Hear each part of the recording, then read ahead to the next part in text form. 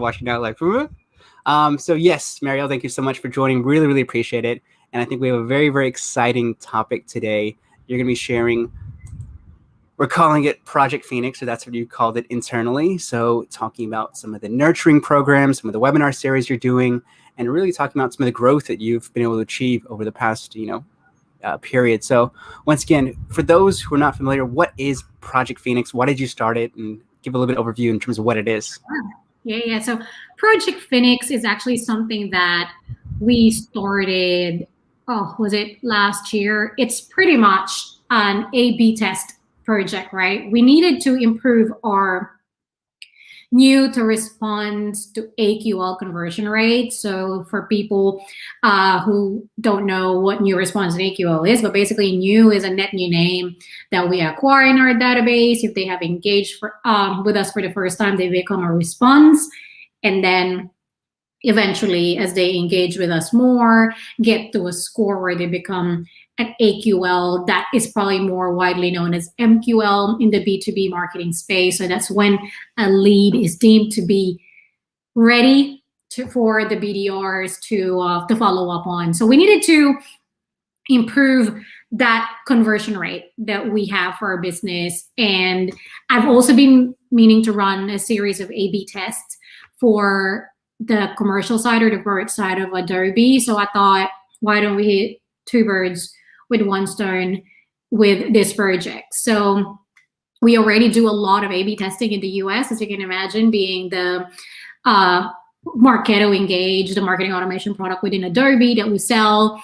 We do a lot of it. Although I really wanted to control what we test, and the APAC region is, you can argue it is different from the US. So we really want to take those best practices that we find, and so that we can have better results with our email, because email is not dead. It is still very much one of our strongest channel, and that's not just for B2B, even for B2C. So yeah.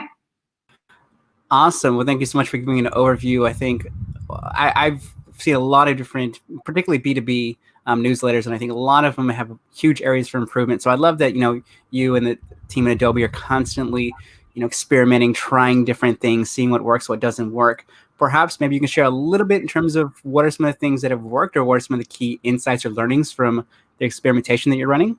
Yeah, it's still very, well, I'd call it new because it does take time. We do the test. Basically, we want to test one thing at a time, right? To make sure that there's no other factors that's affecting the results of the A/B test. And we also want it to be really consistent with the audience, the time and day that we send it. So we really try to be as statistically significant. I struggle with the letter S, but statistically significant as much as we can. So we do about 3 sends per test. So it does take time. I think from memory, we've done 3 tests right now, and we're starting with the increasing your open rate for now. So I can talk about that, the few things that we've done.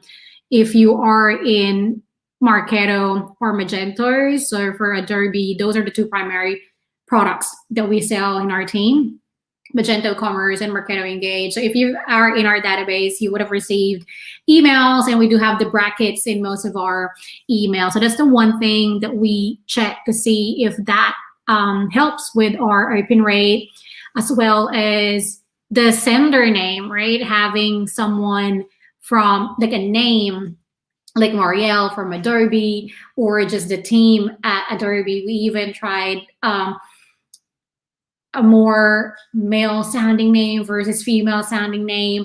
And also then the next step is to check the click rates once we have improved our open rate, where we tested having a hero image or not. So yeah, those are some of the tests that we've done, and you'd be some of them are, you'll find, okay, that's not really drastically different, but you take any improvement, right? Because that 1-2% increase in the grand scheme of things, if you have a massive database, that is quite an improvement.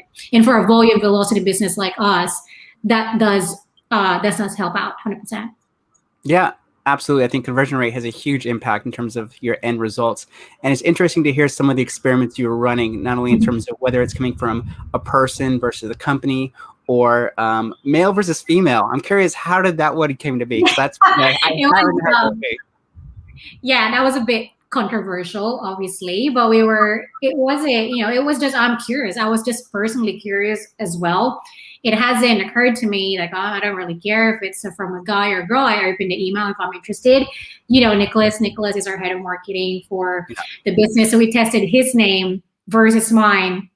And it was quite interesting because it was a bit of a tug of war. In the 3 emails, if I'm not mistaken, the first email, it was me. And then in the second one, it was his. But yes, at the end of the day, it was just slightly better for Nicholas's email. And our theory there is that not because it was a male sounding name versus female, it's because we have been using his name previously as well for our email. So there's that familiarity with Nicholas from Adobe whenever you see that versus Maryel from Adobe as well. So at the moment, the conclusion that we did is that it doesn't really matter as much. It's more around for whom does it make sense for that email to come from. If it's a big thought leadership message, it'll come from Nicholas. If it's very much focused on a particular region, we even have our field marketers do it. If it's more business dev, we have our business dev leader. And sometimes if it's very, like in our nurture, sometimes if it's demand gen related, and it comes from me. So that's the conclusion that we made in that one. So, but it might be different if people test it out in their audience. The next step that we actually want to do, because at the moment we're testing our B2B marketing audience, and we're using the best practice across the board. And the next test that we want to do is to see if there's any difference between the B2B marketing audience versus our commerce audience, and that'll be quite interesting. And also, next step, breaking that down even by sub-region. But it's a never-ending test, as you can understand. Yeah, absolutely. But I think that's the fun part of it, is constantly experimenting, seeing what works, what doesn't work. Interesting to hear that Nick versus you, which one performed better. But I think you bring up a really good point in terms of like similarity as well too. So for example, if you're selling, and this is something I'd love your thoughts on as well, if you're looking at different personas, it doesn't make sense. So for example, if you're targeting VPs and directors, it doesn't make sense to have Nick's title versus, let's say you're focusing on mid-level managers. It doesn't make sense to have someone for the manager title, because going back to similarity, you can kind of relate to those people a bit more. So for example, I think, could be something. No, totally. And then, within there, if we want our sales to send that message as well, we do that. So that's definitely true. But I think you bring up another good point in terms of consistency as well, because Nick is usually like the face of, in the region. And so people know him, they know his name. And if you use it consistently, it feels like it's coming from him on a regular basis. Does that make sense? So it's like almost like a friend messaging you after a while. It's like, exactly. It is a brand. And I think you talk about that a lot, right? Your personal brand. And it's, a bit off topic, but I just got invited to Clubhouse. It's been a while since I'm setting up a social media account, and I've read this before, that you need to be consistent with the name, username, and also the profile picture that you use across your social media platform. So I do my Facebook, my Instagram, Twitter, and now Clubhouse, except for LinkedIn. LinkedIn is a bit more professional, but I keep the same profile picture even with my WhatsApp and Viber or whatever instant messaging that I have. A bit off topic, but it's got to do with that consistency with your brand and your public image.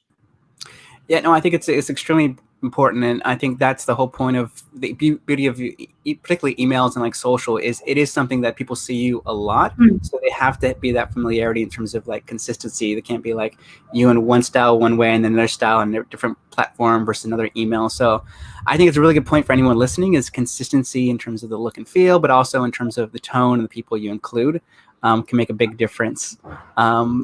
I want to talk about the webinar series, but I'm also curious if there's any other things that were like a realization when you're doing the experiment. You talked about all the different A/B tests and things like that. Was there one thing that maybe had a big difference in terms of the growth or improving conversions?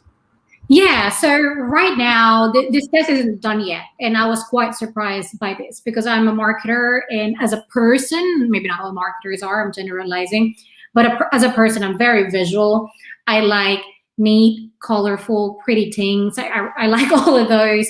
But the one thing that we are testing right now, and we're in the last stages of that, but the early results are showing that having no hero banner in your emails actually perform better. And I was a bit like, oh no, but I like those really colorful ones and pretty banners. So, I mean, obviously if it adds value, have it in there, but it does save you creative dollars as well. Like if you do that and you find that it's not adding any value, take it out. It keeps it shorter as well on mobile, I guess is probably why it works. And, a creative banner does take up time and money, marketing dollars at the end of the day, albeit small, it does add up at the end of the year. So something to think about. But for us, I was surprised by that. Yeah, absolutely. I have a huge smile on my face because I was doing a newsletter or EDM kind of training session with one of my clients, and that was one of the topics. Because I had mentioned that same point. I said, try removing your banner, because they had a huge banner and it took up like, it was like an entire above the fold, which is like a banner. And I said, you know what, either try to make it significantly smaller or just remove it. And they're like, no, we can't remove it and stuff like that. It's like, okay, fine. But it is so true. I mean, every email that I get, especially even in B2B, I don't think, well, your ones, because they look like an Outlook type of email. Yeah. But in the B2C space, there's always a banner, like all the time. I mean, your B2B, B2C audience are different, but be brave, try it out. It's just like, what is there to lose? I don't know, maybe a couple thousand sales on the day, but it's always interesting. I mean, that's the thing as well. When we started this, we tested a small audience because you don't want to playing it safe in a way, right? So we had, as I mentioned, the ultimate goal is to increase that AQL conversion. So we were just testing our pre-AQL audience. So you have that relatively smaller audience than your bigger group. We have now expanded it for statistical purposes as well. And our nurture program, we pretty much, for this part, we're going to talk about nurture as well. We paused it so that we can make room for the A/B test as we update our nurture, because we're actually in the process of updating it. So many goodies coming out. But yeah, just test it out, test. So test out a small audience first, but make sure it's a size that is statistically significant so that you can gather data from it. Yeah, absolutely. And I think those are really, really key learnings. And I love the point around the difference between B2C and B2B, because yes, there is a huge difference between the two. And I think B2C is lucky because they generally have like nice products to showcase as well. If you're following like Tiffany's or Zalora and stuff like that, it's like, some nice visuals. So that makes sense. But when you're going to the B2B audience, like I think Adobe is the exception when it comes to visuals. I think I always tell people who want like B2B visuals, go to Adobe. Everyone else in the B2B space, just don't even try or just cut it out because there's only so much you can do with a server or a cloud kind of. Yeah. So, 100%. So yeah, just cut it out and keep it, simple and clean. And I think, yes, I'm so glad that did turn out that way. Yeah. Awesome. There's another thing I want to get your thoughts on, because this has been a very, very popular series, I think across the region, which is the Adobe Accelerated Webinar Series you've been running. I always get people messaging me. They don't know that kind of you and I have collaborated and stuff like that, but I always get people messaging me. I always ask them, what are the best webinars or what are the best digital events? And they always say, oh, you got to check out Adobe's, things. So now that I have the brains behind the operation, what is it for those who haven't been part of the Accelerated series, and how did you come to think about it? There are definitely multiple brains behind it.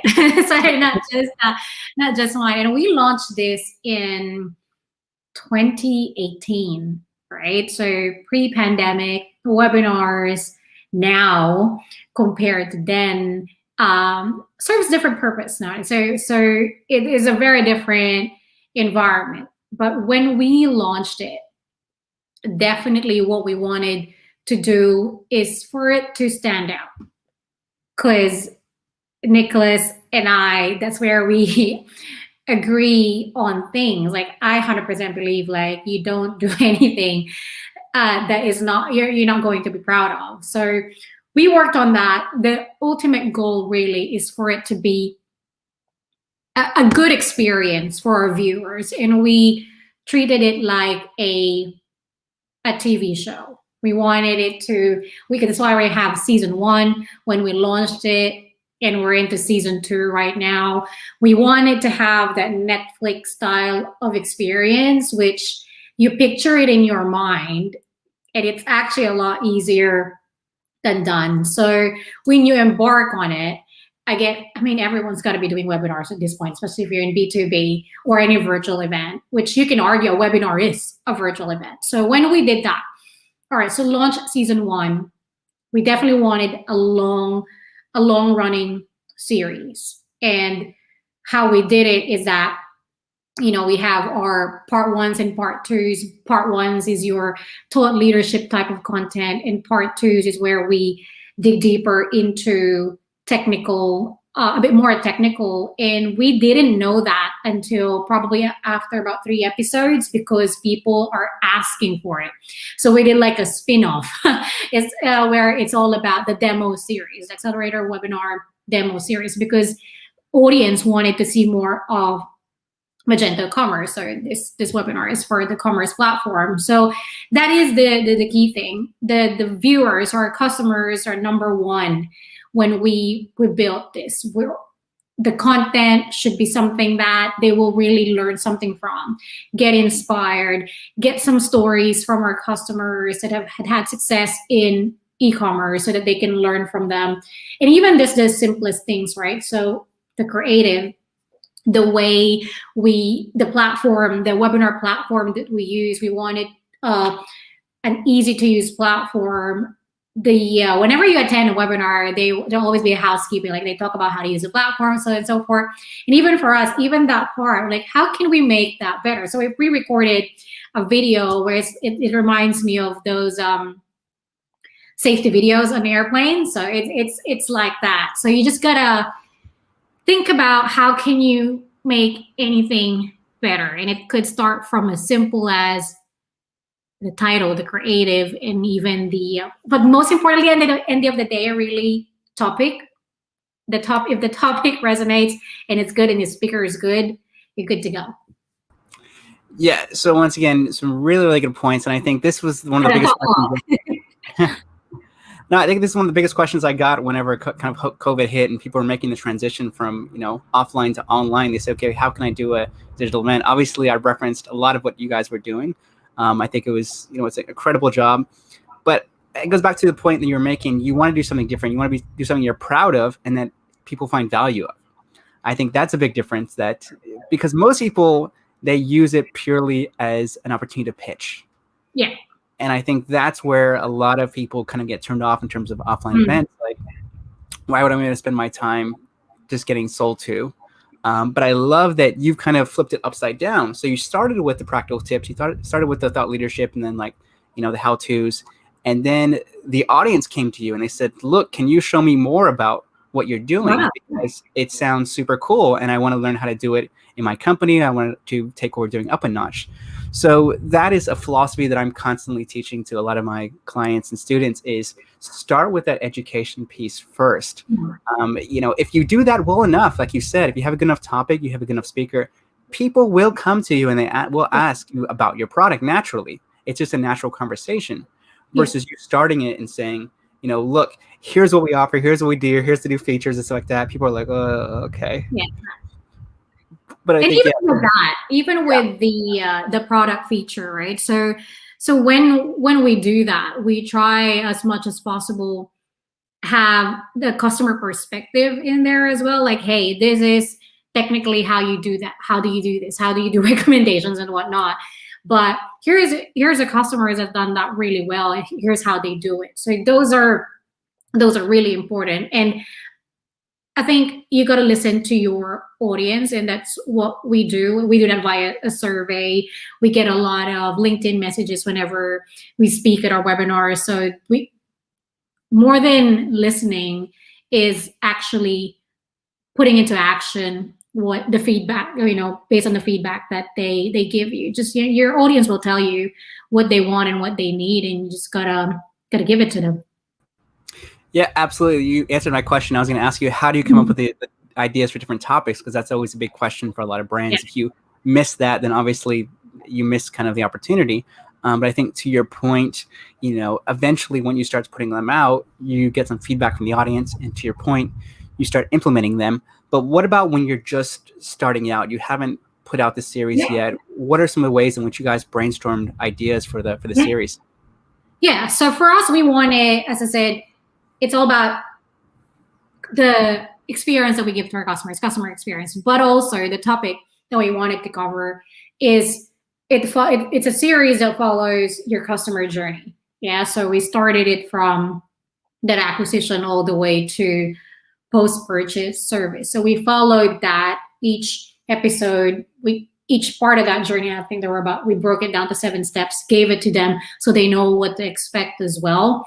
And we had 2-part series to all of those. So thought leadership and the practical type of episodes. So that's how we mapped it out. Like, we wanted to follow this customer journey. Now let's identify those key customer journey. And for us at Adobe, that exists, and we just pretty much have to follow those 7 steps of the journey and what is it that we want to hone in each of these. So that's how we started it. If you building a series makes it easier on how you want to run your webinar rather than a one-off, because you have that consistency and you improve because you get learnings from each of the episodes. You can get better and better.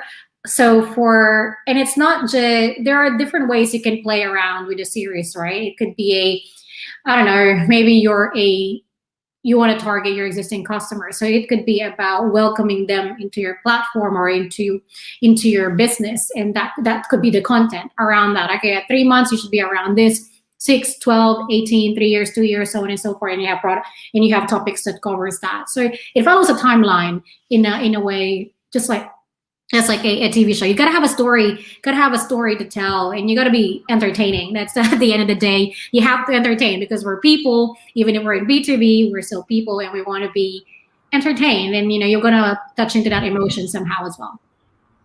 Absolutely, bring up so many good points. And I think a lot of B2B marketers need to understand that their competitors' webinars aren't really the competition. It is the new Netflix series that are coming out that are vying for your customers' attention.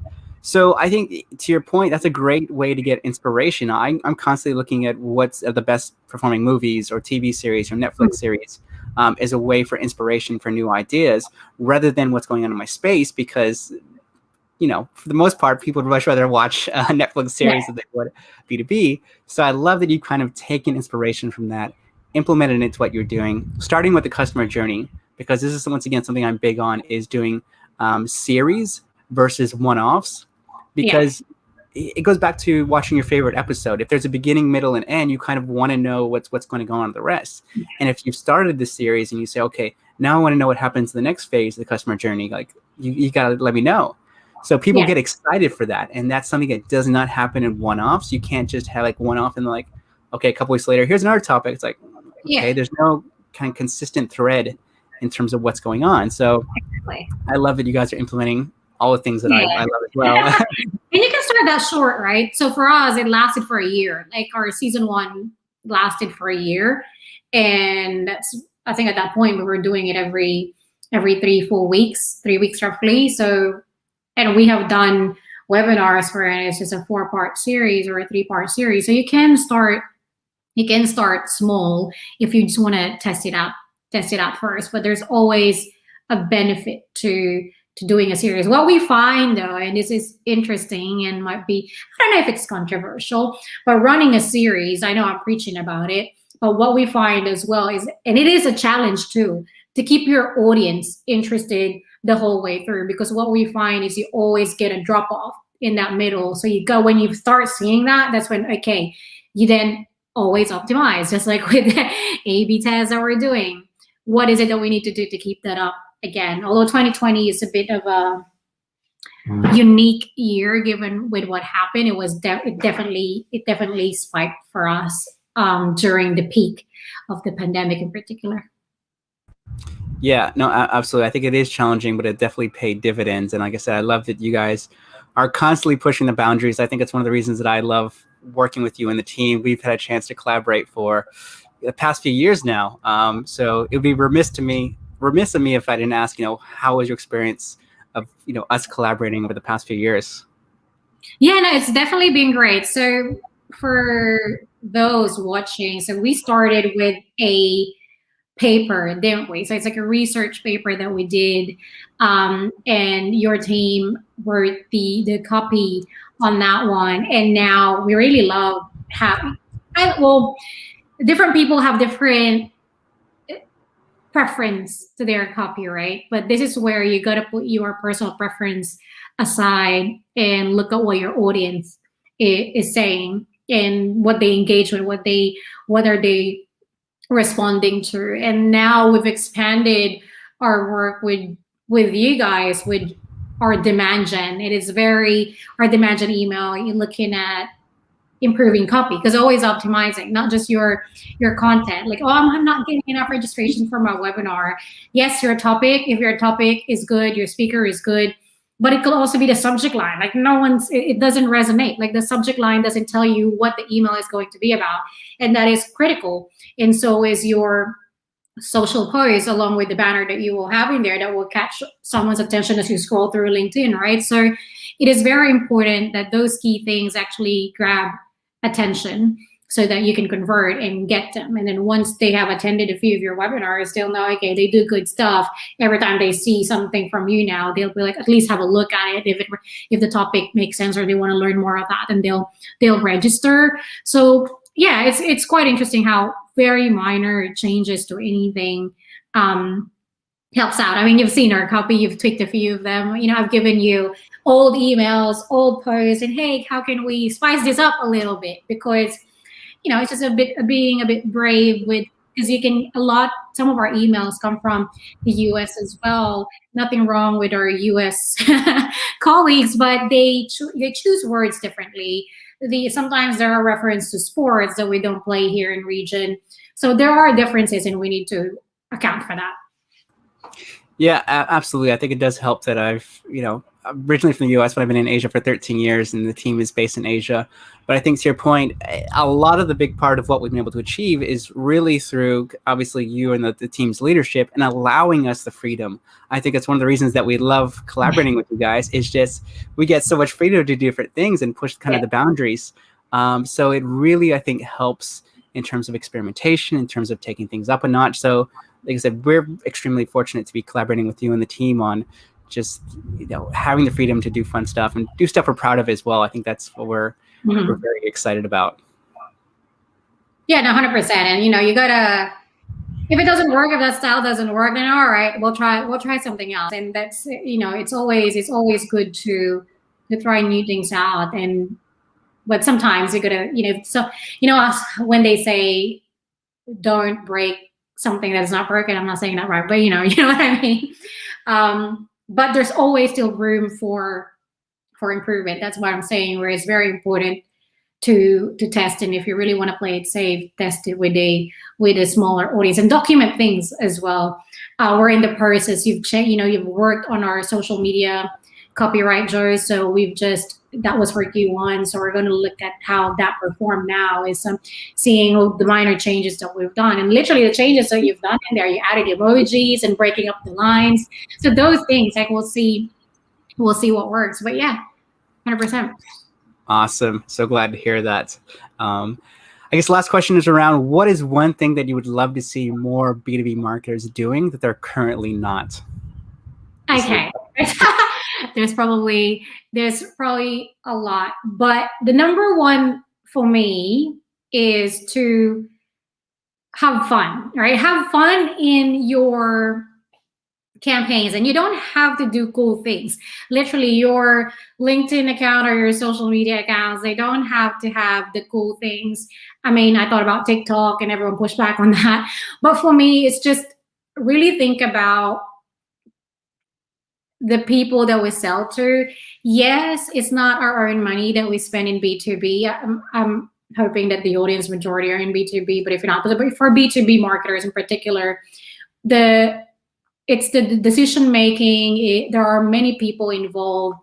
It's a massive investment. No, it's not your money, but the people that you're trying to grab their attention, they are humans at the end of the day, and we tend to forget. I think in the business world, and I'm very passionate about this, is that the emotion has to be there, because if there is emotion, you're gonna remember it, right? So if you put in a little bit of emotion in there, you try to toggle into that, you will be remembered. And if you're remembered, then that's a success. Hopefully they convert, get into your funnel, called by a BDR, and they get into an opportunity. So that's probably the one thing. And I've been lucky that everywhere I've worked for is open to that. But more than anything, it is Adobe, and in particular our team as well is very, very brave into trying new things.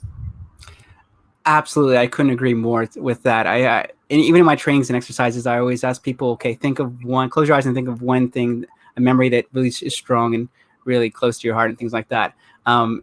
Obviously, the thing they think about, there's a strong emotion tied to it. It's not like, I went to this, there was a logical side, I was thinking about this, and I was thinking about that. Like, it just didn't happen. So I think, to your point, if you want to be memorable, you have to have, not all the time, but I think there are elements where you can inject emotion into what you're doing, whether it's through the copy or through the visuals itself. And because most brands are scared to do that, or they don't know how to do it, they kind of fall behind. But I think, to your point, that's why Adobe, for many reasons, is one of the market leaders in what they do, is because, you realize that there is the human element of B2B, and you try to inject that into what you're doing, in everything you do. And I think it really shows, and people appreciate that. So I think, kudos to you and the team. Thank you. And emotion, it's not always the love and the warm in the heart type of thing. If you tap into someone's career progression, someone's success, you're going to be successful. You're going to hit your I don't know, the pipeline, the target, winning, right? That is an emotion. Winning is an emotion. Being happy about that is an emotion. So you're not limited to romance when it comes to emotion. But no, once again, I think a very, very good kind of difference between B2C and B2B. B2C, they talk a lot about these grand kind of emotional things. But I think in B2B, you don't have to go that far at the deep end. To your point, like talking about career progressions, or like getting that promotion, or getting that new client. These are all like strong emotions that we have as B2B marketers. And it still resonates with us without going kind of way off the deep end and being too touchy-feely. Those are still things that resonate with us, and we remember. Yeah. In saying that, though, last December, we produced a video called Adobe Fives, and that was definitely very emotional. But I think it was, it was right. It's just where we are. It's all about the year end, tough 2020. We wanted to thank the customers and partners that stayed with us through that very tough 2020. I don't know if you've seen that video, but it was very cute. It was definitely playing into your emotions in that B2C kind of situation. And it worked. It worked from a B2B angle, right? And that was one of those situations where that made sense. Doesn't matter where you are, business or as a person. That 2020 was tough. Still is. Still is. We have to cover it. I was going to say the context and timing is extremely important, and this is something I'm experimenting with. You've probably seen the newsletters and the social posts, is injecting more like inspirational stories, which I think now more than ever people are really craving, because like I said, a lot of people have been laid off, or the business has been affected. So they're really looking for that light at the end of the tunnel. And so while it's important to focus on the practical strategies, how do we get them out of that hole? It's also important for them to understand that, things will get better, and, thanks for sticking with us, and so on. So I think that context and timing, when you do it in an authentic, right way, it can have a big difference. So another great example. No worries. Awesome. Well, Maryel, I could talk with you all day, every day. I always love catching up with you, but I really, really appreciate you, sharing your insights on the show. No worries. Thank you so much. It was a pleasure, and we haven't met in person yet. We have to make that work when the time comes. I just realized, yes, we haven't met. It's been a few years now. I feel like I feel like I know you because we're always connected virtually. But yes, one of these days we're gonna have to meet up in person for sure. No worries. All right. Well, thank you so much, Maryel, and thank you guys, everyone, for watching. Really appreciate your support. If you found it helpful, which I'm sure you did, feel free to share this episode with all your colleagues. A lot of good insights. So thank you guys so much. Stay safe, and we'll see you next time. Take care. Thank you. Bye.